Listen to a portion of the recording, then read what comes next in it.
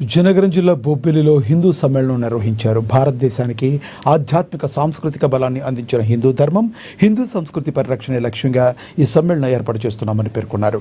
1925లో ప్రారంభమైన ఆర్ఎస్ఎస్ 100 ఏళ్ల సేవా ప్రయాణం, హిందూ సమాజంపై దాని ప్రభావం, దేశాభివృద్ధిలో హిందూ సంఘటిత శక్తి పాత్ర వంటి అంశాలపై ఈ కార్యక్రమంలో చర్చ జరుగుతుందని తెలిపారు. హిందూ సమాజం ఐక్యంగా నిలిచి దేశ హితానికి పనిచేయాల్సిన అవసరాన్ని ఈ సమ్మేళనం ద్వారా ప్రజలకు తెలియజేయనున్నట్లు నిర్వాహకులు పేర్కొన్నారు.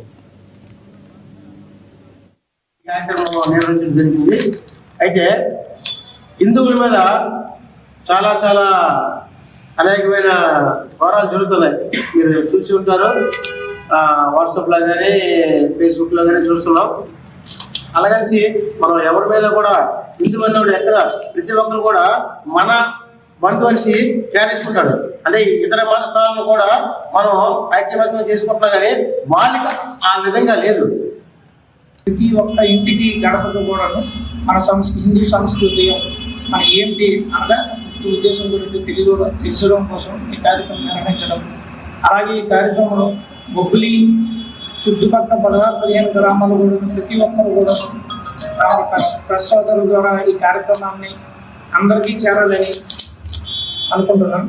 వారి యొక్క సందేశాన్ని హిందూ ప్రజలందరికీ అందించడం జరుగుతుంది.